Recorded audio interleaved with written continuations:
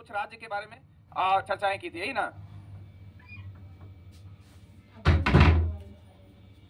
मान लीजिए आपका भारत है, मानना क्या है, ही भारत ही है ना। और इसकी डायरेक्शन को इसको देखिएगा, इधर वाला जो पार्ट है ये है बे ऑफ बंगाल। क्या है इधर? बे ऑफ बंगाल, यानी बंगाल की खाड़ी। पूर्व में कि पश्चिम में? पूर्व में। आप लोग रीजनिंग बनाते होंगे तो इधर ऊपर में क्या होता है? नॉर्थ। नीचे इधर इधर इधर नॉर्थ ईस्ट, इधर इधर और इधर होता है ना। तो ये कुल 8 दिशा है, लेकिन होता है 10, एक ऊपर से और एक नीचे से। तो टोटल नंबर ऑफ डायरेक्शन कितना? 10। अभी हम लोग पढ़ रहे हैं पूर्व में। अगर पूछेगा तो पूर्व में कौन है? बंगाल की। पश्चिम में कौन है? अरबियन सी, अरब सागर, यही ना। पूर्व में बंगाल की खाड़ी, पश्चिम में अरब सागर। दक्षिण में बात करेंगे तो इंडियन ओशियन है, यानी हिंद महासागर। कौन सा महासागर? तो बंगाल की खाड़ी, इधर अरब सागर और इधर हिंद महासागर। कितने ओर से पानी से घिरा हुआ है? कितने ओर से? 3 ओर से पानी से घिरे होने के कारण इस क्षेत्र को बोलते हैं प्रायद्वीपीय क्षेत्र। क्या बोलते हैं? प्रायद्वीपीय क्षेत्र। अगर आपको पूछेगा कि प्रायद्वीप का मतलब क्या हुआ तो क्या बोलेंगे? 3 ओर से जो पानी से घिरा हुआ क्षेत्र है उसको हम लोग प्रायद्वीप कहते हैं। मान लीजिए इससे संदर्भित अगर क्वेश्चन पूछेगा, इसको आगे करेंगे, हट जाएगा ना। अच्छा, इसको रहने दीजिए था। तो मान लीजिए अगर आपसे इससे रिलेटेड पार्ट पूछता है कि भारत का कौन सा हिस्सा प्रायद्वीपीय भारत का हिस्सा है, तो क्या बोलेंगे? दक्षिण भारत। कौन सा हिस्सा? दक्षिण भारत। अच्छा, आप इसमें इससे जुड़ा हुआ कुछ इंपोर्टेंट क्वेश्चन आपसे पूछा जा सकता है। व्हाइट में कोई दिक्कत नहीं ना है। जैसे आपसे क्वेश्चन पूछेगा कि द्वीप किसे कहते हैं? द्वीप किसे कहते हैं? वैसा लैंड पार्ट, वैसा पार्ट, वैसा जमीन जो सराउंडिंग बाय वाटर, जो चारों तरफ किससे घिरा हुआ है? तो पानी से घिरे हुए चारों तरफ के क्षेत्र को हम लोग क्या कहते हैं? द्वीप कहते हैं। एग्जाम में क्वेश्चन द्वीप नहीं पूछेगा, सीधा पूछेगा कि विश्व का सबसे बड़ा द्वीप कौन है। तो याद रखना है, विश्व का सबसे बड़ा द्वीप कौन है? ग्रीनलैंड। याद रहेगा, ये पूछेगा विश्व का सबसे बड़ा द्वीप ग्रीनलैंड। तो द्वीप किसको कहते हैं? समझ में आ गया। तो द्वीप समूह भी हम लोग को समझ में आ जाएगा। तो अब दूसरा सवाल है कि द्वीप समूह किसे कहते हैं? द्वीप समूह। तो द्वीप समझ में आया, क्या था द्वीप? जो चारों तरफ पानी से घेरा हुआ है उसको द्वीप कहे। तो द्वीप तो बहुत सारा हो गया ना, और ये चारों तरफ क्या घेरा हुआ है? पानी। तो ये द्वीप समूह होगा कि नहीं? तो वैसा पार्ट जो बहुत सारे द्वीप से मिलकर बनेगा उसको हम लोग द्वीप समूह कहते हैं। फिर एग्जाम में क्वेश्चन द्वीप समूह किसे कहते हैं ये क्वेश्चन नहीं पूछेगा। आपसे पूछेगा कि विश्व का सबसे बड़ा द्वीप समूह कौन है, तो याद रखना इंडोनेशिया। कौन है? इंडोनेशिया। तो विश्व का सबसे बड़ा द्वीप कौन? विश्व का सबसे बड़ा द्वीप समूह कौन? इंडोनेशिया। अब तीसरा क्वेश्चन पूछेगा आपका प्रायद्वीप, जो अभी हम लोग पढ़े। प्रायद्वीप कितने ओर से? 3 ओर से जो पानी से घिरा होगा उस क्षेत्र को हम लोग क्या कहेंगे?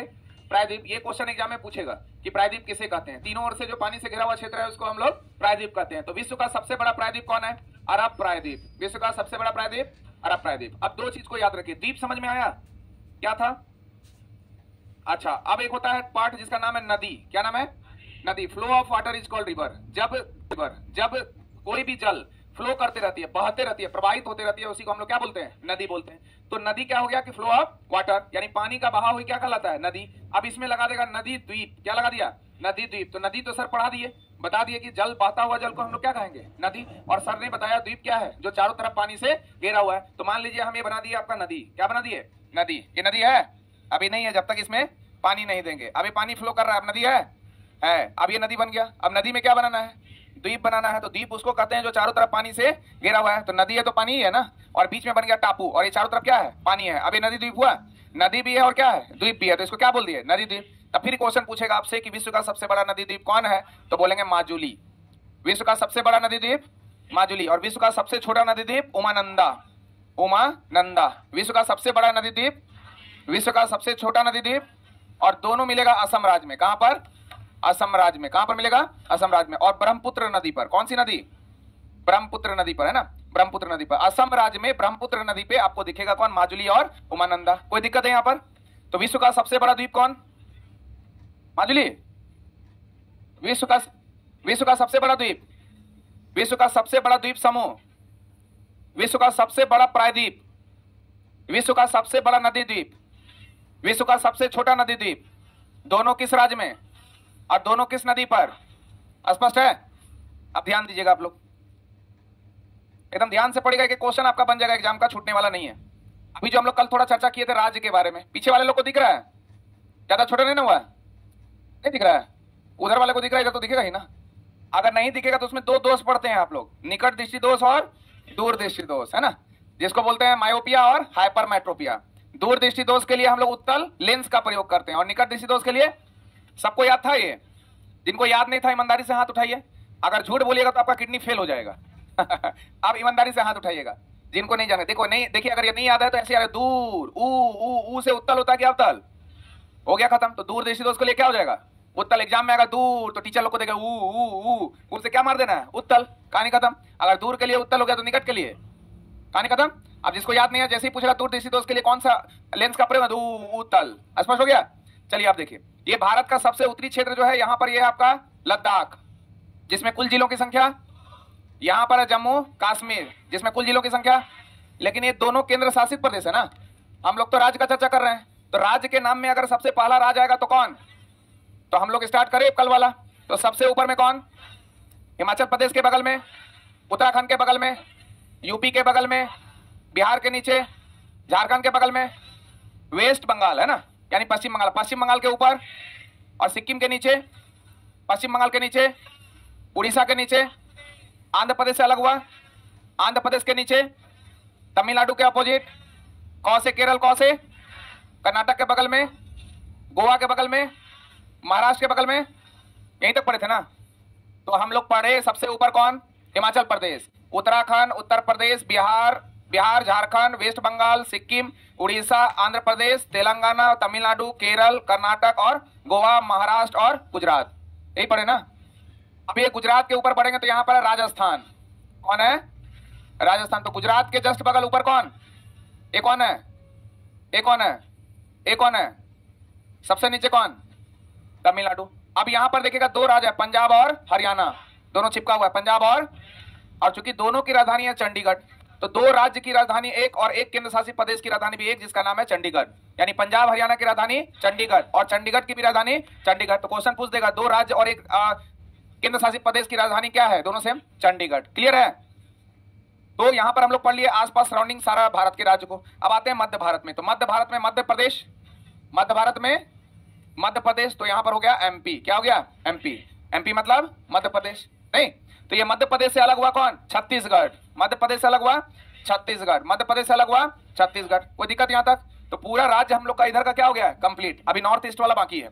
अभी लगभग इधर का सारा राज्य हो गया। एक बार जल्दी से हम लोग कर ले, पूरा दिमाग में सेट हुआ है कि नहीं। सबसे ऊपर का राज्य हिमाचल प्रदेश के बगल में, उत्तराखंड के बगल में, यूपी के बगल में, बिहार के नीचे, झारखंड के बगल में, पश्चिम बंगाल के ऊपर, सिक्किम के नीचे, पश्चिम बंगाल के नीचे, उड़ीसा के नीचे, आंध्र प्रदेश से अलग हुआ, आंध्र प्रदेश के नीचे, तमिलनाडु के अपोजिट, कौ से केरल, कौ से कर्नाटक के बगल में, गोवा के बगल में, महाराष्ट्र के बगल में, गुजरात के बगल में, राजस्थान के बगल में, पंजाब और मध्य में, मध्य प्रदेश से अलग हुआ, मध्य प्रदेश से अलग हुआ।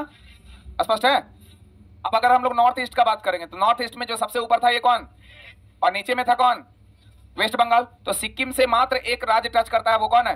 वेस्ट बंगाल। सिक्किम से मात्र एक राज्य टच करता है, वो कौन है? पश्चिम बंगाल। इसके आगे बढ़िएगा तो ये वाला क्षेत्र में आपको मिल जाएगा कौन? असम। कौन मिल जाएगा? असम। आप इस मैप के द्वारा आप इसको देख सकते हैं, कल बताए थे ना। इस मैप के द्वारा आपको और आसानी हो जाएगा। ये जो ग्रीन वाला कलर है, ये ग्रीन वाला कलर जो है चिकन नेक है, बताया था ना, चिकन नेक वेस्ट बंगाल। इसके ऊपर जो दिख रहा है कौन है? सिक्किम। जस्ट इसके आगे हम थोड़ा बाउंड्री कर दे रहे हैं, ये है यहाँ तक पूरा ये वाला जो पार्ट है ये आपका वेस्ट बंगाल। कौन सा पार्ट है? वेस्ट बंगाल। वेस्ट बंगाल से मात्र एक राज्य टच कर रहा है कौन? लेकिन सिक्किम से 3 अंतरराष्ट्रीय देश टच करते हैं। कितने अंतरराष्ट्रीय देश? गौर से देखिए, देश का नाम क्या है? ऊपर कौन है? इधर कौन है? तो सिक्किम से कितना देश? पश्चिम में कौन? पूरब में कौन? उत्तर में कौन? क्लियर है? क्योंकि तिब्बत भी एक देश था, लेकिन तिब्बत पर सारा प्रशासनिक अधिकार किसका? चाइना का, इसलिए तिब्बत या चाइना हम लोग चाइना ही बोलते हैं। क्लियर है? तो यहां पर देखते हैं ये वेस्ट बंगाल है। वेस्ट बंगाल के आगे बढ़ेंगे तो ये वाला जो क्षेत्र है ये असम, पूरा यहां तक ये फैला हुआ है कौन? असम। कौन है? असम। क्लियर है? तो जैसे ही हम लोग ये बात बोलेंगे कौन? सिक्किम के नीचे, वेस्ट बंगाल के आगे, वेस्ट बंगाल के आगे। अब कॉर्नर में है आपका अरुणाचल प्रदेश। देखिए ये कॉर्नर में कौन? पूरा कॉर्नर में कौन? पूरा ऐसे मुड़ा हुआ कौन? अरुणाचल प्रदेश। ये कौन है? सिक्किम के नीचे, वेस्ट बंगाल के आगे, असम के आगे, अरुणाचल प्रदेश के बगल में नागालैंड। अरुणाचल प्रदेश के बगल में याद रखना नागालैंड। नागा ऐसे होता है ना, नहीं नागिन डांस करते हैं सब, ऐसे करते रहता है नहीं। तो नागिन डांस नाग ऐसे ही होता है, फन उठाया रहता है। तो और बचपन से सिखाया जाता है कि नाग में हमेशा मनी रहता है, नागमणि बोलते हैं ना। नाग में आज तक तो हम नहीं देखे, आप लोग देखें क्या? उस चक्कर में ना जाने कितने नाक का मौत हो गया होगा, कितने लोगों को सांप को मार दिया। बचपन में देखते थे सीरियल उरियल में दिखाता था नाक है और नाक के साथ क्या जुड़ा है, मनी। मनी मिल जाए तो इंसान क्या होता है, करोड़पति अरबपति हो जाता है। और कभी कभी तो हम एक बार मनी प्लांट को तोड़ देते थे। मनी प्लांट आता ना, तो बचपन में पता चला इसका नाम है मनी प्लांट। कोई बता दिया संधि विच्छेद करके, मनी जोर प्लांट। इस प्लांट में क्या निकलता है, मनी। पूरा जड़ खोद खोद के निकाले, कहीं मनी निकला ही नहीं। पत्ता को रखे तभी कहीं मनी निकला नहीं, कभी निकला है क्या। तो ये सब हम लोग बचपन में थोड़ा कर लेते हैं। मोर को रखते हैं ताकि वो दूसरा बच्चा देगा, होता है कि नहीं। बचपन में इसलिए रखते हैं। एक मोर कितना बन जाता है, 2। अब बेवकूफ दोस्त लोग दिखाता भी था, देख मेरा 2 बन गया है, मेरा 4 बन गया है। ये कहां से रिप्रोडक्टिव सिस्टम कहां से डेवलप कर जाएगा भाई। नहीं, निर्जीव चीज है ना वो। मतलब अजीबोगरीब कहानी हम लोग बचपन में किया करते थे, याद आ रहा है कि नहीं। और उसको खिलाते थे चूना चौक को, याद आ रहा है। चलिए, असम। असम के आगे कौन, अरुणाचल प्रदेश। अरुणाचल प्रदेश के पास कौन है, और नागालैंड में क्या लटका है, मनी। नाक के साथ कौन जुड़ा हुआ है, मनी। ये मणिपुर, मिजोरम और मेघालय का खेल बहुत खराब होता है, इसमें गड़बड़ हो जाता है स्टूडेंट को। तो जब भी नागालैंड रहेगा तो नाक में लटका हुआ कौन, मनी। तो नागालैंड के साथ कौन हो गया, मणिपुर। तो नागालैंड के जस्ट नीचे मणिपुर। मणिपुर के बगल में है मिजोरम। मौ से मणिपुर, मौ से मिजोरम। और उसके बाद बच गया बेचारा कला कौन, त्रिपुरा। फिर त्रिपुरा से क्वेश्चन पूछेगा, यहां पर कौन सा देश है, बांग्लादेश। 3 ओर से बांग्लादेश से घिरा हुआ राज्य कौन, त्रिपुरा। इधर भी बांग्लादेश, इधर भी बांग्लादेश और इधर भी बांग्लादेश। तो 3 ओर से बांग्लादेश से घिरा हुआ राज्य कौन, त्रिपुरा। और त्रिपुरा के जस्ट ऊपर में आगे बढ़ेंगे तो हो जाएगा मेघालय। कौन हो जाएगा, मेघालय। क्लियर है। तो नॉर्थ ईस्ट राज्यों में ये कौन है, नीचे पश्चिम बंगाल के आगे, असम के बगल में, अरुणाचल प्रदेश के बगल में, नागालैंड से, मौ से मणिपुर, मौ से मिजोरम के बगल में, त्रिपुरा मिजोरम के बगल में, त्रिपुरा के बगल में। क्लियर हुआ। अब फटाफट हम लोग पूरे राज्य हो गए ना। टोटल नंबर ऑफ स्टेट कितने, 28। 28 ना। अब 28 राज्य का नाम हम लोग एक बार रिकॉल कर लें। तो सबसे ऊपर कौन, हिमाचल प्रदेश के बगल में, उत्तराखंड के बगल में, उत्तर प्रदेश के बगल में, बिहार के नीचे, झारखंड के बगल में, पश्चिम बंगाल के ऊपर, सिक्किम के आगे, मतलब पश्चिम बंगाल के आगे, असम के आगे, अरुणाचल प्रदेश के बगल में, नागालैंड के नीचे, मणिपुर के बगल में, मिजोरम के बगल में, त्रिपुरा के बगल में। अब फिर ये कौन, सिक्किम के नीचे, वेस्ट बंगाल के नीचे, उड़ीसा के नीचे, आंध्र प्रदेश से अलग हुआ, आंध्र प्रदेश के नीचे, तमिलनाडु के अपोजिट, कौन से केरल, कौन से कर्नाटक के बगल में, गोवा के बगल में, महाराष्ट्र के बगल में, गुजरात के बगल में, राजस्थान के बगल में, पंजाब मध्य में, उससे अलग हुआ। स्पष्ट है। अब घर में क्या करना है कि 1-2 बार सिर्फ सारे राज्य का नाम लिख लेना है, ऐसे ही जैसे बताएं सीक्वेंस में। आप चाहें तो ऐसे भी याद कर सकते हैं, एक बार यहाँ पर हिमाचल प्रदेश याद कीजिए और एक बार तमिलनाडु कर्नाटक याद कीजिए, लेकिन वो चीज अच्छा नहीं होगा। सिस्टमैटिक कीजिएगा तो उससे फायदा क्या होगा, कभी कभी एग्जाम में क्वेश्चन पूछ देता है, कोई राज्य का नाम देखे कि इसका पड़ोसी राज्य कौन कौन है, या कोई राज्य का जो बाउंड्री है वो कितने राज्यों से टच करता है। तो ये सारा क्वेश्चन आपका जब याद कर ही रहे हैं तो थोड़े अच्छे तरीके से करिए। पढ़ने का अप्रोच बदलिए, अप्रोच ही इंसान को पढ़ने का सिस्टम को और बेहतरीन करता है। एक स्टूडेंट खूब मेहनत करता है, 12-13 घंटा खूब पढ़ता है, लेकिन उसका दिशा सही नहीं है। मतलब एक क्रिकेट खिलाड़ी का वही प्रश्न है कि बॉलर तो बहुत खतरनाक है, 160-165 बॉलिंग करता है, लेकिन बेचारा विकेट में एक भी बॉल फेंकता है ही नहीं। तो खतरनाक बॉलर है, वो सब फेंकता है वाइड पे, तो मैच जीत पाएगा। खतरनाक बॉल यानी दिशा, लाइन और लेंथ आपका क्या होना चाहिए, सही होना चाहिए। अब जितना भी राज्य हम लोग पढ़े उन सारे राज्य का राजधानी आपको याद होना चाहिए। अब ये है बहुत बच्चा वाला चीज जो हम शुरू किए हैं, लेकिन ये बहुत इंपॉर्टेंट चीज है, छोटी छोटी मगर मोटी बातें, और इसको समझना बहुत जरूरी है। अगर ये समझ में आ गया तो ज्योग्राफी आगे आसान हो जाएगा आपके लिए। अब हम लोग चर्चा करेंगे इसके कैपिटल को। क्लियर है। तो जिस प्रकार राज्य याद किए हैं उसी तरह हम लोग याद करेंगे किसको, कैपिटल को। तो सबसे पहले यहां पर है कौन, हिमाचल प्रदेश। हिमाचल प्रदेश की राजधानी, हिमाचल प्रदेश की राजधानी सुनते भी रहना है। कहा जाता है कि शिमला को ग्रीष्मकालीन राजधानी बनाया था डलहौजी ने। किसने बनाया था, डलहौजी ने। किसने बनाया था। अब जो साइड से पॉइंट बताएंगे उसको ध्यान पूर्वक सुनिएगा, इधर उधर ध्यान नहीं रखिएगा। डलहौजी के समय में ही सबसे पहले हमारे यहाँ रेलगाड़ी चला था। कब, 1853 ना। मुंबई टू थाने, कहां से कहां, कितना किलोमीटर, 34 किलोमीटर। किसके समय में, डलहौजी के समय में। इसके बाद आगे अगर हम लोग बढ़ते हैं तो यहाँ है आपका उत्तराखंड। उत्तराखंड की राजधानी, उत्तराखंड की राजधानी देहरादून। तो याद रखिएगा कुछ राज्यों का निर्माण हुआ था। अगर हम लोग बात करें 1 नवंबर 2000 को, 1 नवंबर 2000 को अलग हुआ था। देखिए मध्य प्रदेश, मध्य प्रदेश से कौन अलग हुआ, छत्तीसगढ़। तो मध्य प्रदेश से छत्तीसगढ़, समझिएगा छत्तीसगढ़, लिख दें छत्तीसगढ़, समझिएगा ना। हम ही लोग तो है, बाहर वाला थोड़े जानना है। तो ये है मध्य प्रदेश और उससे अलग हुआ कौन, छत्तीसगढ़। इसके बाद है 9 नवंबर 2000 को, 9 नवंबर 2000 को उत्तर प्रदेश से उत्तराखंड, उत्तर प्रदेश से उत्तराखंड। फिर 15 नवंबर 2000 को, 15 नवंबर 2000 को बिहार से, बिहार से झारखंड। ये तीनों राज्य जो है 2000 में क्या हो गए, अलग हो गए, और नए राज्यों का निर्माण यहाँ पर शुरू हो गया। इसके बाद हम लोग देखते हैं 2 जून 2014 को, आंध्र प्रदेश से कौन बना? तेलंगाना बन गया, आंध्र प्रदेश से तेलंगाना। और जब इस राज्य का निर्माण हुआ, क्या राज्य था? 29वां। यानी झारखंड कितना? यानी उत्तराखंड कितना? यानी छत्तीसगढ़ कितना? 26वां। लेकिन ये सब नहीं पूछेगा, ये पूछेगा आपसे कि 29वां राज्य कौन? तेलंगाना। अब आपके दिमाग में आ रहा होगा सर अभी तो 28 ही राज्य है, तो भी आपसे पूछेगा 29वां राज्य कौन? तो तेलंगाना ही होगा, क्योंकि 28 राज्य तब ना है जब जम्मू कश्मीर कितने भाग में बढ़ गया? 2 भागों में, केंद्र शासित प्रदेश के रूप में। क्लियर है? अब बोलेंगे कि सर ये सब तो याद हो जाएगा, ये दोनों में कंफ्यूजन होगा। आपको जो बाद में कंफ्यूजन होगा ना, वो हम क्लियर कर दे रहे हैं। 1 नवंबर 2000 और 9 नवंबर 2000 आपको याद ही नहीं रहेगा कौन वाला किसका है, तो याद रखिएगा ये क्या है? 1 नवंबर। क्या है? 1 नवंबर। 1 नवंबर मतलब जो फर्स्ट करेगा। जैसे मान लीजिए आप लोग बंदूक चलाने वाले लोग हैं, तीर चलाने वाले लोग हैं, और यहाँ पर ये आपको निशाना साधना है तीर से, तो कोई एक व्यक्ति यहाँ पर मारा, कोई एक व्यक्ति यहाँ मारा, कोई तो यहाँ मारा, अब कोई एकदम बाहर ही मार दिया, तो फर्स्ट नंबर पे कौन आएगा? जो कहां मारा है? साइड में मारा है कि जो बीच में मारा है? तो जो जैसे ही बीच में मारेगा तीर लग जाएगा, तो क्या हो जाएगा? 1 नंबर। तो हमारा बीच का राज्य कौन है? तो जैसे ही मध्य प्रदेश बोलेंगे तो कितना नंबर? 1 नवंबर। तो कितना नवंबर? 1 नवंबर। तो 1 नवंबर का संबंध मध्य प्रदेश से है कि उत्तराखंड से है कि बिहार से है कि तेलंगाना से? तो बीच वाला राज्य कौन हो गया? मध्य प्रदेश। तो सीधा आ जाएगा यहाँ पर, तो 1 नवंबर। क्लियर है? तो 1 नवंबर 2000 को मध्य प्रदेश आ जाएगा, और मध्य प्रदेश जैसे दिमाग में आएगा आपका कॉन्सेप्ट काम करना शुरू कर देगा कि मध्य प्रदेश से अलग हुआ था कौन? छत्तीसगढ़। तो 1 नवंबर 2000 को मध्य प्रदेश से छत्तीसगढ़। स्पष्ट है? 9 नवंबर 2000 को उत्तर प्रदेश से उत्तराखंड। और 15 नवंबर याद रखेगा, 15 नवंबर को ही बिरसा मुंडा का जन्म दिवस है, और बिहार से अलग हुआ कौन? झारखंड। और 15 नवंबर को करंट में आपका क्वेश्चन पूछ देगा कि जनजातीय गौरव दिवस मनाते हैं। कौन दिवस? जनजातीय गौरव दिवस, बिरसा मुंडा के लिए ना। जनजातीय गौरव दिवस कितना तारीख को? 15 नवंबर को मनाते हैं। स्पष्ट है? तो ये तीनों पॉइंट को थोड़ा कॉपी में लिख लीजिए, लिखिएगा, लिख लीजिए। 1 नवंबर 2 है, क्योंकि हमको पता है आज आपको याद रहेगा, एक सप्ताह भी याद रहेगा, लेकिन एक सप्ताह के बाद आप धीरे धीरे भूलने लगेंगे। More study more confusion, no study no confusion. तो 1 नवंबर 2000 को एमपी से छत्तीसगढ़ लिखते जाइए, हम बोल भी देते हैं। 1 नवंबर 2000 को, अच्छा उधर से इधर लोग को, अच्छा टीवी पे देख लेते हैं।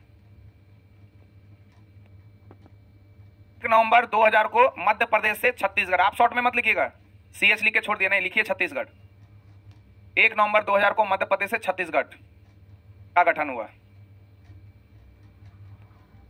राज्य था ये 26वां, ब्रैकेट में करके लिख सकते हैं 26 स्टेट ऑफ इंडिया, भारत का 26वां राज्य। फिर 9 नवंबर 2000 उत्तर प्रदेश से उत्तराखंड। 9 नवंबर 2000 उत्तर प्रदेश से उत्तराखंड 27वां राज्य, 27वां राज्य। 15 नवंबर 2000 को बिहार से झारखंड, 15 नवंबर 2000 को बिहार से झारखंड 28वां राज्य, 28वां राज्य। ठीक है। 2 जून 2014 को आंध्र प्रदेश से तेलंगाना राज्य, और ये 29वां राज्य था। 29th state of India, Bharat का 29वां राज्य है ये। इस समय अपने दिमाग में स्ट्रेस डालिएगा तो उसे याद होगा आपको, है ना। 1 नवंबर, 9 नवंबर, 15 नवंबर। 2000 तो याद ही है, नवंबर भी याद है, नवंबर 2000 में तीनों है, कॉमन है। तो 1 नवंबर, 9 नवंबर, 15 नवंबर। अगर भूल गए तो दिमाग में रखना, सर बोले थे तीर मारना है, और तीर मारेंगे अगर बीचों बीच लग गया तो कितना नंबर? 1 नंबर। तो 1 नंबर जैसे ही आएगा तो मध्य प्रदेश, और मध्य प्रदेश से अलग हुआ कौन? स्पष्ट है। तो 9 नंबर हो जाएगा फिर कौन? उत्तर प्रदेश। तो उत्तर प्रदेश से अलग हुआ कौन? उत्तराखंड। स्पष्ट है। 15 नंबर को हो जाएगा बिहार से झारखंड। ओके, हटा दें, लिखिए लिखिए फटाफट लिखिए। 2 जून 2014, 2 जून 2014। गलत नहीं लिखिएगा कोई भी, जहां होगा पूछ लीजिएगा, नहीं तो फिर एग्जाम में आ जाएगा तो गलती हो जाएगा फिर। 2 जून 2014 इसी से रिलेटेड, किससे? देश, हाँ हाँ, वो राजधानी, हाँ तो क्या दिक्कत है? हाँ वो इस भी हमको याद रहता तो हम यहाँ रहते हैं। गूगल सर्च करिए, जब उल्टा पुल्टा क्वेश्चन आपके दिमाग में आए तो क्या करना है? गूगल बाबा की जय हो, सब बता देगा आपका राम कहानी। नहीं हाँ, क्या चीज? हाँ, गूगल जब गलत जवाब देगा हमसे पूछिएगा कि सर गूगल ये बता रहा है, बताइए सही क्या होगा, तब हम बता देंगे। लेकिन पहला प्रयास अपने से करना है, और जो सही सवाल होगा वो सही सवाल में हम आपके साथ रहेंगे, ठीक है। क्योंकि देखिए जीएस में क्वेश्चन बहुत कुछ है सर। बाबर के दादा का नाम क्या था, आप खोजते रहना है। बाबर का पोता का नाम क्या था, खोजते रहना है। रिजल्ट से भटकना नहीं है, समझ रहे हैं? क्लियर है? कोई दिक्कत यहां तक? आप एक एक करके पूछेंगे, बताइएगा। तो 15 नवंबर 2000 को कौन सा दिवस मनाते हैं? कौन सा दिवस? जो याद रखना है उसको याद रखना है। अभी देखिए इनको याद नहीं है जनजातीय गौरव दिवस, 2 बार देखें तब आंसर आ रहा है।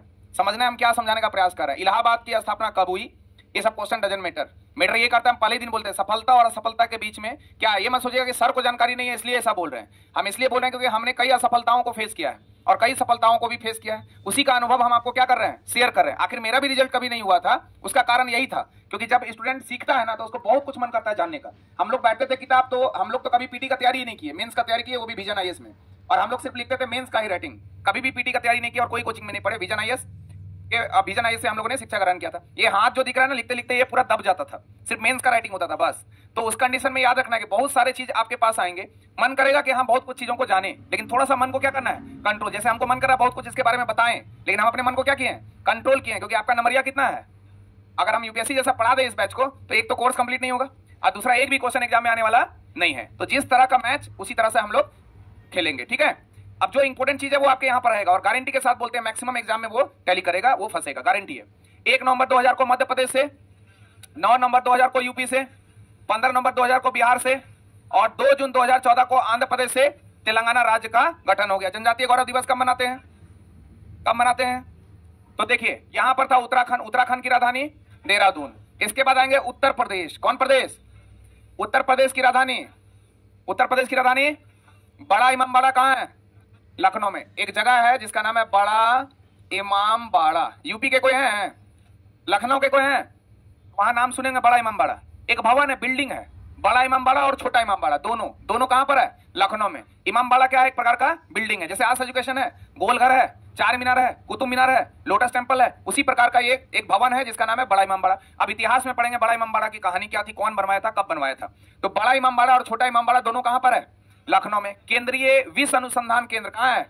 लखनऊ में। विष मतलब समझते हैं ना, जार। मान लीजिए कोई सांप आपको काट लिया तो क्या हो जाएगा? जार फैल जाएगा। अब जार फैल गया तो उसको ठीक करने के लिए क्या दीजिएगा? औषधि। क्या दीजिएगा? औषधि, दवाई। तो फिर औषधि अनुसंधान केंद्र भी कहां पर है? लखनऊ में। याद रखते रहिएगा, बड़ा इमामबाड़ा कहां, छोटा इमामबाड़ा, विष अनुसंधान केंद्र, औषधि अनुसंधान केंद्र, और यहीं पर आपको मिलेगा वानस्पतिक अनुसंधान केंद्र। कौन? वानस्पतिक अनुसंधान केंद्र, बॉटनिकल रिजर्व है ना, बॉटनिकल। याद रखिएगा, वानस्पतिक अनुसंधान केंद्र। जहां देहरादून जो है वहां पर है वन अनुसंधान केंद्र, केंद्रीय वन अनुसंधान केंद्र। कहां पर? देहरादून। वन रहेगा तो देहरादून और वानस्पतिक रहेगा तो लखनऊ। स्पष्ट है? तो केंद्रीय वन अनुसंधान केंद्र कहां? देहरादून। अब हम आप लोग को बोले टेस्ट के लिए आप लोग तैयार हैं? आज जो क्लास पढ़ा देंगे, टेस्ट आराम से 100 क्वेश्चन आराम से बन जाएगा, आराम से हम बना देंगे क्वेश्चन। राज सही तो 28 गुना 3 गुना कर दीजिए, आंसर आ जाएगा। कौन राज कहां पर, ऊपर कौन, नीचे कौन, दाएं बाएं कौन, सब याद हो जाएगा। नहीं, इसलिए ध्यान से सुनते रहेगा, कभी भी टेस्ट हम ले लेंगे बिना बोले। स्पष्ट है? फिर बाद में एक्सक्यूज मत कीजिएगा, सर आप बताए नहीं टेस्ट कैसे देंगे। हम पहले बता रहे, कभी भी आपके पास क्वेश्चन पेपर आ जाएगा, याद रखिएगा। तो बड़ा इमामबाड़ा कहां, छोटा इमामबाड़ा, केंद्रीय विष अनुसंधान केंद्र, केंद्रीय औषधि अनुसंधान केंद्र, नवाबों का शहर लखनऊ। और लखनऊ राजधानी है किसका? उत्तर प्रदेश का। ये आपका अपना बिहार। बिहार की राजधानी, बिहार की राजधानी पटना। और इस पटना का पहले नाम था पाटलिपुत्रा। क्या नाम था? पाटलिपुत्रा, है ना। बहुत सारे इतिहासकारों ने इसे पालीब्रोथा का भी नाम दिया। और ये पाटलिपुत्रा को बसाया था एक शासक जिसका नाम क्या था? उदयन या उदयन, वही था, उदयन या उदयन। इसी को उदयभद्र के नाम से भी जानते हैं। तो पूछेगा पाटलिपुत्रा को बसाया कौन? उदयन। पाटलिपुत्रा को राजधानी बनाया कौन? उदयन। कौन बनाया? उदयन। पाटलिपुत्रा को बसाकर उसको अपनी राजधानी बनाया कौन? उदयन। और इसको अस्थायी राजधानी बनाया था काला अशोक। अस्थायी राजधानी कौन बनाया था? काला अशोक। दिखने में ही कैसा दिखता था? काला, इसलिए नाम इसका क्या है? काला अशोक। तो पाटलिपुत्रा का संस्थापक कौन? उदयन। पाटलिपुत्रा का संस्थापक जो उदयन था, ये किस वंश का था? हर्यक वंश का। हर्यक वंश का, है ना। और ये किस वंश का था? शिशुनाग वंश का। कौन सा वंश का? शिशुनाग वंश का। तो काला अशोक का संबंध किस वंश से? शिशुनाग वंश से। और उदयन का संबंध किस वंश से? हर्यक वंश से। तो जब आप लोग पढ़ेंगे सर हर्यक वंश, तो हर्यक वंश के जो संस्थापक थे उसका नाम था बिंबिसार। क्या नाम था? हर्यक वंश का संस्थापक बिंबिसार का पुत्र था अजातशत्रु। बिंबिसार का पुत्र, अजातशत्रु का पुत्र था उदयन। कौन था? और उदयन का उत्तराधिकारी था नागदशक। कौन था? नागदशक। समझ में आ रहा क्या बोल रहे हैं? तो हम लोग जो चर्चा कर रहे हैं वो है आपका कौन? हर्यक वंश। कौन सा वंश? हर्यक वंश। और हर्यक वंश के सबसे पहले शासक कौन? याद रखिएगा, कंफ्यूजन होता है बिंदुसार और बिंबिसार में। तो हमने नाम लिया किसका? बिंबिसार। बिंबिसार का उत्तराधिकारी कौन? अजातशत्रु। अजातशत्रु का उत्तराधिकारी कौन? उदयन। और उदयन का उत्तराधिकारी कौन? नागदशक। और नागदशक को मारा कौन? शिशुनाग। कौन मार दिया? शिशुनाग। ध्यान दीजिएगा, एक टॉपिक आपका खत्म हो जाएगा थोड़ा मोड़ा करके। इसका नाम है हर्यक वंश। हर्यक वंश को बोलते हैं पितृ हत्या वंश। कौन वंश? पितृ हत्या वंश। क्योंकि पुत्र जो है अपने पिता को क्या किया? मार दिया। जैसे अजातशत्रु अपने पिता को मारा, किसको? अब मान लीजिए उदयन छोटा बच्चा है, वो पूछेगा बाबूजी किसको मारे हैं, तो बोला तेरा दादाजी को मार दिए। क्यों मारे बाबूजी? क्योंकि राज सिंहासन को प्राप्त करने के लिए बाबूजी को मारना जरूरी होता है। इसको संस्कार मिला उदयन को, उदयन भी बड़ा होगा मार देगा किसको? बाबूजी को। बाबूजी पूछेगा क्यों मारा, तो बोला पिताजी आप ही ना सिखाए हैं, दादाजी को आप मारे थे तो हम आपको मार दिए। तो ये सिलसिला चला, इसलिए इसको क्या बोलते हैं? पितृ हत्या वंश, पिता का हत्यारा वंश इसको कहते हैं। याद रखिए, पिता पुत्र माता कोई इतिहास में कहीं कुछ नहीं है, यही इतिहास हम लोग को सिखाता है। माता का थोड़ा है प्रसंग, लेकिन सौतेली माता का कोई प्रसंग नहीं है। सब एक दूसरे को राज सिंहासन। देखिए पहले के समय में क्या होता था कि राजा लोग कई शादियां करते थे, नहीं, राज्य का विस्तार करने के लिए, कूटनीति क्षेत्र को डेवलप करने के लिए कई शादियां होती थी, बहुत सारा विवाह किया जाता था, नहीं, 4, 5, 8, 10। बिंबिसार का 100 पत्नियां थी, ऐसा कहा जाता। पता नहीं कैसे रखता होगा, भगवान जाने। एक पत्नी से तो हालत खराब रहता है सबका, नहीं नहीं। देखते हैं अपने दोस्त लोग को तुरंत एकदम इधर कॉल, कहाँ है जी, वीडियो कॉल करके दिखाइए तो कहाँ है, परेशान रहता है। हम ही लोग ठीक है, जब मन हुआ क्रिकेट खेल लिए, जब मन हुआ घूम लिए। पत्नी वाले लोग परेशान है, लेकिन अब ये कि पत्नी है तो भी परेशान, नहीं है तो भी परेशान सब जगह परेशान है। जब बहुत धन पड़ेगा तो सारे संसार में दुख ही दुख है, और इसलिए उनको दूर करने के लिए अष्टांगिक मार्ग दिए थे। कौन? गौतम बुद्ध। ये सब भी सुनिएगा, एग्जाम में ये सब भी देंगे। जो इन्हें की ज्योग्राफी पढ़ा रहे हैं, ज्योग्राफी देंगे, जितना चीज पढ़ा रहे हैं वो सब देंगे, क्योंकि आपका वीडियो हम भी देखते हैं घर में जाकर, हम सारे में वो करवा लेते हैं, और हम देखते हैं बच्चा लोग को क्या पढ़ाएं, उसी से क्वेश्चन क्या करेंगे, बनाएंगे। इन्हीं की कहीं किताब से उठाए और क्वेश्चन आपको देने वाले हैं। सीधा आप अपने से क्वेश्चन बनाएंगे और वो देंगे वही चीज जो पढ़ाए। तो आपको लग रहा होगा कि सर एक सप्ताह पढ़ेगा भूल ही जाएगा, इतना सारा पढ़ाते हैं बैच, नहीं, उसका हम एक्सेस ले लिए हैं मेरे मोबाइल में। क्या क्या पढ़ा रहे हैं उसका एक एक क्वेश्चन क्या होगा, बनते रहेगा, इसलिए ध्यानपूर्वक समझिएगा। तो पितृ हत्या वंश किसको बोल दिए? आर्यक वंश का शासक कौन था? ये संस्थापक था। बिंबिसार का उत्तराधिकारी, इसका उत्तराधिकारी, उदयन का उत्तराधिकारी। नागदशक को कौन मारा? यहाँ पीछे में क्या लगा है, यहाँ आगे में क्या लगा है, तो पीछे वाला नाग आगे वाला नाग को क्या कर लेगा? डस देगा। तो जैसे पीछे वाला नाग आगे वाला नाग को डसा तो टिकट गिर गया, किसका? तो गद्दी पर बैठेगा कौन? यानी आर्यक वंश के बाद जिस वंश का उदय होगा कौन? कोई दिक्कत है? तो उदयन किस वंश का था? आर्यक वंश का पहला शासक, बिंबिसार का उत्तराधिकारी, अजातशत्रु का उत्तराधिकारी, उदयन का उत्तराधिकारी, नागदशक का उत्तराधिकारी। शिशुनाग को कौन डसा? उल्टा बोल दिया, नागदशक को कौन डसा? और नागदशक का चैप्टर खत्म। यानी आर्यक वंश का पहला शासक, आर्यक वंश का अंतिम शासक, और उसको कौन मार दिया? किस वंश का स्थापना किया? तब तो पढ़ते हैं हसीना मासुका। आर्यक वंश, शिशुनाग वंश, नंद वंश, मौर्य वंश, शुंग वंश और कर्ण वंश। वो सभी पढ़ेंगे बाद में, हिस्ट्री का एक पार्ट था। हम लोग आते हैं फिर अपने पॉइंट पे। हमारा पॉइंट है ये जो हम लोग पढ़ रहे थे, कौन सा? बिहार। बिहार की राजधानी पटना, इसे पाटलिपुत्रा के नाम से जानते हैं। यहाँ पर एक बहुत, पटना में अगर बात करें तो एक बड़ा अंतर्राष्ट्रीय हवाई अड्डा है जिसका नाम है जेपी, जयप्रकाश नारायण अंतर्राष्ट्रीय हवाई अड्डा। नाम है जेपी, जयप्रकाश नारायण अंतर्राष्ट्रीय हवाई अड्डा, लेकिन इसमें अंतर्राष्ट्रीय एक भी लैंड नहीं करता है। याद रखिएगा, नाम रखा है जयप्रकाश नारायण अंतर्राष्ट्रीय हवाई अड्डा। एक भी अंतर्राष्ट्रीय प्लेन यहाँ लैंड करता है? नहीं करता है। बिहार का छोटका भाई है कौन? झारखंड, है ना, छोटा भाई है। कब अलग हुआ? डेट बताइए। 15 नवंबर। अच्छा, तो सबसे 1 नवंबर 2000 को कहां से कौन? ठीक है। और उत्तर प्रदेश से उत्तराखंड कब? और बिहार से झारखंड कब? ठीक, अभी तक तो याद है, थोड़ा देर में देखते हैं क्या होता है। झारखंड की राजधानी, झारखंड की राजधानी रांची। ये इक्वेटर पर स्थित है। कहां पर स्थित है? इक्वेटर पर स्थित है। इस पे भी हम लोग चर्चा करेंगे, इक्वेटर है क्या, उस पर थोड़ी देर में कर ही देते थोड़ा सा। देखिए इक्वेटर के बारे में अगर हम लोग चर्चा करें, यहीं पर समझा देते हैं। सब लोग ध्यान से देखिएगा। ये जो क्षेत्र है, मान लीजिए पृथ्वी है, मानना क्या है ही। अब ये वाला जो क्षेत्र है, ये अक्षांश, इसको क्या बोलते हैं? अक्षांश। तो 2 शब्द आएगा, अक्षांश और देशांतर। लैटिट्यूड एंड लॉन्गिट्यूड होता है। तो जो अक्षांश होता है, अब यहां से सवाल पूछेगा कि अक्षांश रेखा किसको कहते हैं? तो अक्षांश रेखा वो रेखा है जो पूरब से पश्चिम खींची गई काल्पनिक रेखा है। और दूसरा विषुवत रेखा के पैरेलल, विषुवत रेखा के पैरेलल यानी विषुवत रेखा के समानांतर खींची गई लाइन को हम लोग क्या बोलते हैं? ये सदैव पूर्व से पश्चिम की ओर होगी और हमेशा एक दूसरे के पैरेलल होगी। क्या होगी? पैरेलल। देखिए यहां से ये क्या होगा? पैरेलल होगा। तो इसको हम लोग क्या बोल दिए? अक्षांश रेखा। क्या बोल दिए? अक्षांश रेखा। स्पष्ट है? अब अक्षांशों की संख्या कितनी है वगैरह वगैरह वगैरह सब पढ़ेंगे हम लोग। वर्ल्ड ज्योग्राफी का भी कुछ पार्ट आएगा उसमें। जो यहाँ हमको खींचना है इंडियन ज्योग्राफी में, वो खींच के निकाल ले रहे हैं। ठीक है। तो ये जो क्षेत्र है ये क्या है? पृथ्वी है। और पृथ्वी का बीच वाला पार्ट जो है क्या है? विषुवत रेखा है। इसको हम लोग अक्षांश रेखा। ये सब अक्षांश है कि नहीं? सब अक्षांश है। पूरब से पश्चिम खींचा हुआ है, इसलिए तो हम लोग इसको क्या बोलते हैं? अक्षांश बोलते हैं। क्या बोलते हैं? तो पूरब से पश्चिम, इधर ईस्ट हो गया और इधर वेस्ट हो गया, इधर नॉर्थ हो गया इधर, तो पूरब से पश्चिम खींची गई समानांतर रेखा को हम लोग अक्षांश रेखा कहते हैं। स्पष्ट है? तो पूछेगा आपसे कि 2 अक्षांशों के बीच की दूरी को क्या कहते हैं? तो जोन। क्या बोलते हैं? जोन। 2 अक्षांशों के बीच की दूरी को जोन कहते हैं। स्पष्ट है? अब जैसे इसके अक्षांश का नाम भी है, उस पर भी हम लोग चर्चा करेंगे। ये हो गया अक्षांश। अब दूसरा है आपका देशांतर रेखा, लॉन्गिट्यूड। अक्षांश प्रभावित करता है किसको? जलवायु को, क्लाइमेट को।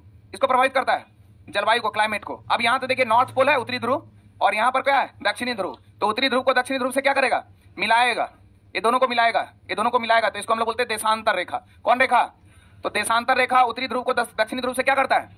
अक्षांश एक दूसरे के पैरेलल था ना। क्या देशांतर एक दूसरे का पैरेलल है?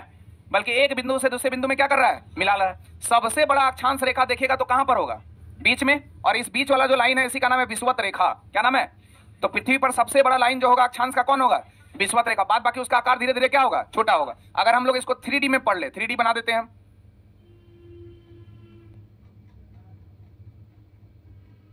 3D अभी कहां, अब लग रहा होगा। देखिए ये हो गया आपका पृथ्वी, ये हो गया सेंटर इसका। ये पृथ्वी का जो अक्षांश रेखा है वो पूरा गोल है। क्या है, एक्चुअल में बोलते हैं अक्षांश रेखा, लेकिन यह है अक्षांश वृत्त। क्या है, अक्षांश वृत्त। बोलचाल की भाषा में उसको बोलते हैं रेखा, क्योंकि हम लोग एक तरफ का पार्ट यूज करते हैं। तो ये अक्षांश वृत्त है, गोलाकार रूप में है। किस रूप में, गोलाकार रूप में पाया जाता है। जैसे जैसे ऊपर जाएंगे पोल की ओर धीरे धीरे छोटा होते जाएगा, नहीं, और जैसे जैसे इधर आएंगे तो धीरे धीरे क्या हो जाएगा, बड़ा, फिर धीरे धीरे यहाँ क्या हो जाएगा, छोटा होते चलेगा। यानी सबसे बड़ा लाइन है यही वाला लाइन।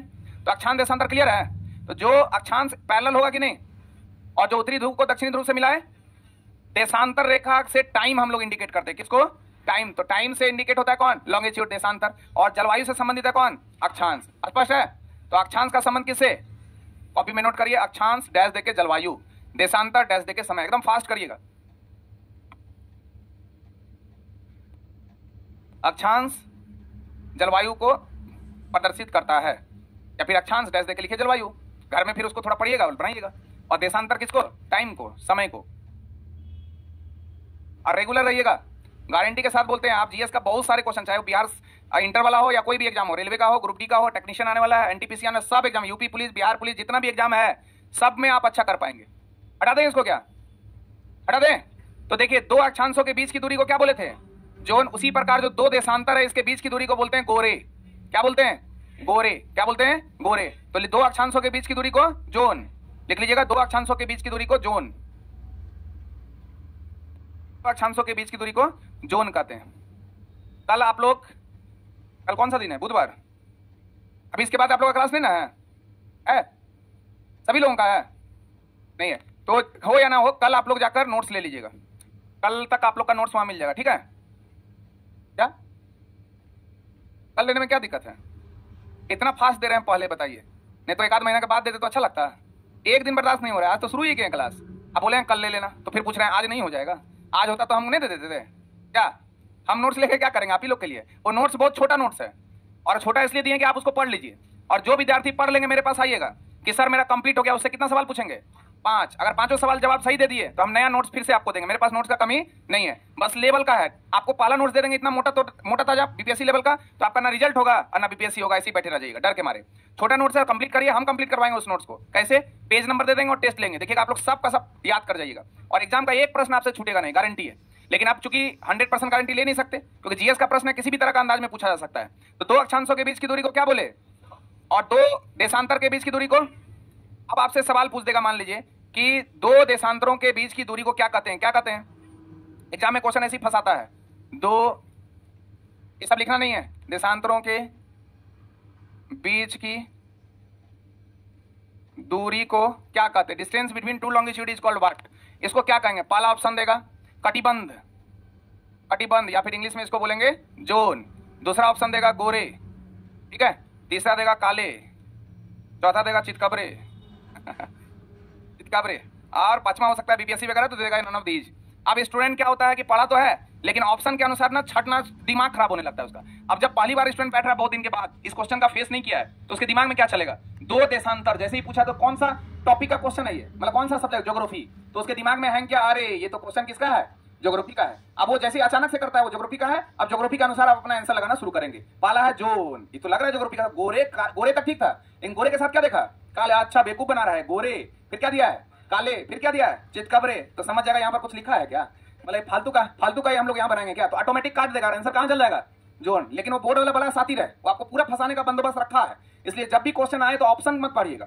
क्वेश्चन आए तुरंत ऑप्शन पढ़ने की जरूरत नहीं है। पहले क्वेश्चन आए तो बार बार दिमाग में रिकॉल कीजिएगा हम क्या पढ़े, और जो पढ़े वो दिमाग में आ जाए तब क्या करना है, ऑप्शन देखना है, तब देखिएगा सही आपका आंसर होगा। ये आपको फंसाएगा, कैसे फंसाएगा जानने के लिए आप इंतजार करें मेरे टेस्ट का, कि किस तरह से वो किस हद तक गिर सकता है बोर्ड, वो हम बताएंगे आपको।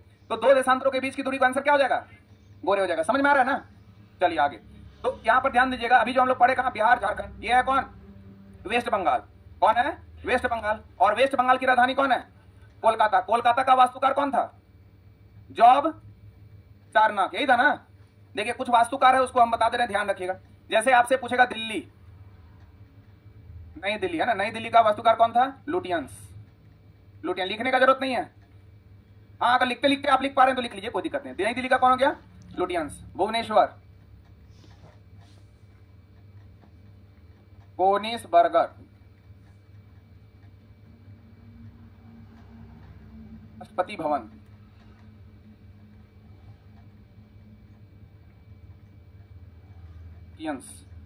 संसद भवन,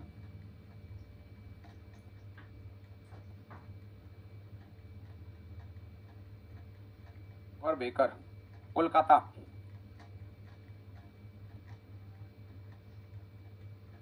जॉब, चारनाक, और एक लिख लीजिए ताजमहल,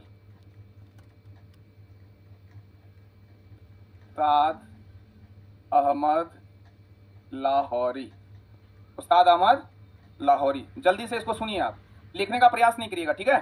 तो दिमाग में लिखा जाएगा, और अगर कॉपी में लिखने का प्रयास करिएगा तो दिमाग में नहीं लिखेगा। आप निर्णय आपको करना है कि कलम से लिखना है या दिमाग में लिखना है, फिर बाद में समय मिलेगा लिखने का। ताजमहल, ताजमहल को बनाने वाले एक्चुअल में आदमी कौन थे? शाहजहां। मुगल बादशाह कौन? शाहजहां। शाहजहां ने बनाया था क्या? ताजमहल। ताजमहल में शाहजहां का भी मकबरा है, तो शाहजहां का मृत्यु जो हुआ था ना वो भी, और उसकी पत्नी का मुमताज महल का भी है। और दोनों का दिया जाता है love of symbol, symbol of love, प्यार की निशानी के रूप में मकबरा दिया जाता है, जिसका नाम क्या है? ताजमहल। जैसे हम लोग वैलेंटाइन डे मनाते हैं तो फूल लेके घूमना शुरू कर देते हैं, भाई कोई है लेने वाला, लेकिन वैलेंटाइन डे का अर्थ क्या होता है हम लोग में से मैक्सिमम लोग जानते नहीं। वो दुख भरी कहानी है। जब वहां पर रोमन साम्राज्य वगैरह हुआ करता था ना, तो पहले के समय में क्या था ना कि कुछ ऐसे लोग थे जो प्रेम करने वाले एक दूसरे को मिलाते थे, तो वहां का राजा को दुख होता था कि सब प्रेमी करने लगेगा तो मेरे सेना में रहेगा कौन, तो इसका विरोध करना शुरू कर दिया। तो वहां का पादरी छुप छुप कर क्या करते थे? शादी करवा देते थे एक दूसरे को। तो वो धीरे धीरे करके जब पादरी के बारे में पता चला राजा को, तो राजा क्या क्या पादरी का गला जो है वो कटवा दिया। तो उस जो पादरी का नाम था एक्चुअल में, जैसा कहता है इतिहासकार लोग, उसका नाम था क्या? वैलेंटाइन कुछ करके नाम था। तो उसी से चल गया आपका क्या? Valentine day. तो वैलेंटाइन डे हंसने वाला चीज है कि गम वाला चीज है? लेकिन हम लोग क्या करते हैं, बेवकूफ लोग को पता नहीं फूल लेके घूम रहा है, उसमें आंसू लेके माला लेके घूमना चाहिए, किधर है भाई? तो देखिए, शाहजहां जो ताजमहल का निर्माण किया था वो अपनी मुमताज के लिए किया था। किसके लिए? मुमताज इसकी कौन थी? पत्नी। मुगल बादशाह में बाबर के बाद पड़ेगा हुमायूं, हुमायूं के बाद आएगा अकबर, अकबर के बाद आएगा जहांगीर, जहांगीर के बाद शाहजहां, और उसके बाद आएगा औरंगजेब। ठीक है, तो ऐसे पढ़ते हैं इतिहास भूगोल बेवफा, सुबह पढ़ा रात सफा, बोलते हैं कहानी की समझ में नहीं आता है सर। और इस जो आप ज्योग्राफी पढ़ते हो तो खैर ऐसे ही साफ रहता है, क्योंकि साइंस का चीज है, थोड़ा सा दिमाग में रखिएगा तो आपका ज्योग्राफी भी सेट कर जाएगा। जैसे अभी बताया भारत का पूरा नक्शा होना चाहिए, ज्योग्राफी में कहानी के जैसा पड़ेगा तो याद हो जाएगा आपको। तो ताजमहल जो है उसको कौन बनाया था? सॉरी, ताजमहल को कौन बनाया था? शाहजहां। किसके याद में? मुमताज शाहजहां की कौन थी? तो क्या हम लोग बना सकते हैं ताजमहल? हाँ बना सकते हैं, अगर कौन मिल जाए? मुमताज मिल जाएगा तो ताजमहल क्या उससे भी दो चार को और ठोक देंगे, नहीं वे बना देंगे। लेकिन सवाल है मुमताज जैसी कोई मिले तब तो, है कि नहीं? और जब तक बेरोजगार रहिएगा कोई मिलेगी, तो उसके लिए रोजगार ढूंढना पड़ेगा। तो याद रखना है कि अगर आपको नौकरी लेना है तो लोहा के जैसा परिश्रम करना होगा। कैसा? लोहा। तो उस्ताद अहमद को छोड़ दीजिए, क्या याद रखिए? लाहौरी। लोहा लेना है तब ताजमहल बना पाएंगे मुमताज के लिए, है ना? मुमताज समझ रहे हैं ना? समझ रहे हैं ना? आपका जो अगली होगी, समझ रहे हैं? हाँ, तो लोहा लेना है तो ताजमहल बनेगा, है ना? लोहा लेना है, क्या लोहा लेना है? तो उस्ताद अहमद को याद नहीं रखना है, उस्ताद अहमद को मारिए गोली, और लाहौर इसके लिए होली। तो ये लाहौर याद रखेगा। लोहा है तो क्या है? ताजमहल। अच्छा, यहाँ पर क्या है? नई दिल्ली। रन पिक्चर देखे हैं? रन पिक्चर नहीं देखें तो देख लीजिएगा, बड़ा इंटरेस्टिंग है। कौवा बिरयानी खाता है, वो काऊ काऊ करता है, सिद्धू सिद्धू, याद है? बोलता है काहे का दिल्ली रे भाई, है ना? दर्द हुआ यहाँ, किडनी निकाल लिया मेरा, उसका किडनी निकाल के रोड पे रहता है ऐसे, नहीं? आज इसको बोलता है काऊ काऊ करता है, नहीं करता है? बड़ा मस्त पिक्चर है वो, उसी के कारण अच्छा लगा। तो वहां पर देखिएगा कि नई दिल्ली क्या है? लूटने लुटाने वाला शहर है। आप गए इधर घूमेंगे, आपका सूटकेस क्या हुआ? गायब। खड़े खड़े आपका बोली लगा देगा, मेरा ही आदमी ले लो 25,000 में गड़बड़ है वहां। तो नई दिल्ली लूटने लुटाने वाला शहर है, इसलिए इसके वास्तुकार कौन? लुटियंस। तो नई दिल्ली लूटने लुटाने वाला लुटियंस। इसके साथ आप याद कीजिए किसको? राष्ट्रपति भवन को। राष्ट्रपति भवन में रहने वाले जो लोग थे ना वो अंग्रेज थे, वायसराय, है ना? गवर्नर। और गवर्नर अंग्रेज जो थे वो क्या करने आते भारत में? लूटने। तो राष्ट्रपति भवन का भी कौन हो गया? लुटियंस। राष्ट्रपति भवन का भी लुटियंस, याद रहेगा ना? अब देखिए यहाँ क्या है? भुवनेश्वर। भू में आगे का क्या है? भू। और यहाँ क्या है? क। तो भू और क क्या हुआ? भूख। भूख लगे तो क्या खाओ? बर्गर खाए हैं? KFC में भी मिलता है और ठेला पे भी मिलता है, तो जो मन करे, जिसका जैसा क्षमता है वैसा खाइएगा। तो भूख लगे तो क्या खाओ? भूख लगे तो, भूख लगे तो, भूख लगे तो इकोनिस पोनिस याद नहीं करना है, क्या याद रखना है? बर्गर। जैसे देखिए सर, सलमान के बाद विराट, सचिन, अमिताभ, ऐश्वर्या, कैटरीना, अपने आप आ रहा है कि नहीं? वो अपने आप आ जाएगा, घबराने की जरूरत नहीं है। तो ताजमहल में क्या लेना है? लोहा। तो लोहा से क्या हुआ? लाहौरी। अगर ये अच्छे से याद हो जाए तब थोड़ा दिमाग में स्टेज, अच्छा उस्ताद अहमद लाहौरी, ये भी याद हो जाएगा तब फिर बताएंगे कि ईशा खान भी नाम का एक व्यक्ति था जो इससे जुड़ा हुआ था। लेकिन अभी थोड़ा थोड़ा करके स्टेप बाय स्टेप। नई दिल्ली में हमेशा लूटपाट रहता है तो क्या हो गया, लुटियंस। भुवनेश्वर में भूख लगे तो बर्गर। अब वहां याद रखना है, भूख लगे तो बर्गर। अब एग्जाम वाला एग्जाम ले रहा है, बोलेगा नहीं भूख लगे तो बर्गर खाओ, ऐसा नहीं, आपको समझ आना है, भूख लगे तो बर्गर। राष्ट्रपति भवन कौन, लुटियंस, क्योंकि अंग्रेज लोग क्या करने आया था, लुटियंस। ये आपका संसद भवन। संसद भवन में दो क्वेश्चन, एक पुराना और एक नया। नया वाला तो आजकल विमल का खूब प्रचार देता है, नहीं, जहां देखो विमल पान मसाला, अक्षय कुमार, अजय देवगन सब लोग दे रहा है, नहीं तो विमल पूरा फेमस है, तो विमल पटेल। नया वाला का कौन हो गया, विमल पटेल, जो करंट में पढ़ेंगे। तो मान लीजिए हम संसद भवन बनाते हैं, काफी स्पीड में बना रहे, देखिए इतना जल्दी बनेगा, लेकिन बहुत जल्दी में बनाया तो सीढ़ी उड़ी छूट जाएगा कि नहीं, छूट जाएगा। तो हर बार में कोई भी काम क्या हो जाता है, गड़बड़ हो जाता है। हर बार में कोई भी काम गड़बड़, और गड़बड़ हो गया तो काम बेकार होता है कि नहीं, बेकार हो गया। तो आपको हड़बड़ याद रखे तो हड़बड़ से याद कर लीजिए, गड़बड़ याद रहे तो गड़बड़ से याद रखिए, बेकार याद है तो बेकार से याद, कुछ ना कुछ याद रहेगा। ऑप्शन रहेगा ना चार, यूपीएससी का थोड़े एग्जाम दे रहे हैं कि मेंस का जा रहे हैं लिखने के लिए, वहां भी ऑप्शन रहता है यूपीएससी में भी। तो जब चार ऑप्शन रहेगा तो हम लोग छांट देंगे कि नहीं। तो याद रखेंगे संसद भवन का हर बार बेकार, हर बार बेकार। कलकत्ता में देखिए का ला का ता, चार अक्षर है, तो अगर आपको ठीक करना है तो चारों दिशा में पढ़ना पड़ेगा। चार नाक, नाक के सीधा चलिए, पूरा पश्चिम उत्तर दक्षिण, तो चार नाक। तो जॉब लेना है तो चार नाक, जॉब लेना है तो चार नाक। किसका, कलकत्ता का। एक बार ऊपर से बताइए, ताजमहल का, एकदम उस्ताद अहमद नहीं बोलना, समझ जाएंगे, चीट किया आप। लाहौरी। ताजमहल का, नई दिल्ली का, नई दिल्ली का, भुवनेश्वर का, भुवनेश्वर का, राष्ट्रपति भवन का, राष्ट्रपति भवन का, संसद भवन का, हर बार गड़बड़ बेकार, जो मन करे बोल दीजिए। क्लियर है। कोलकाता का, कोलकाता का देख लिए। अब बताइए ताजमहल का, ताजमहल का, ताजमहल का, ताजमहल का, नई दिल्ली का, नई दिल्ली, नई दिल्ली, नई दिल्ली, भुवनेश्वर, भुवनेश्वर, भुवनेश्वर, राष्ट्रपति भवन, राष्ट्रपति भवन, राष्ट्रपति भवन, संसद भवन, संसद भवन, जो याद रहेगा मार देंगे। कलकत्ता, कलकत्ता। तो आज की सभा हम लोग यहीं पर स्थगित करते हैं, अगले क्लास में मिलेंगे।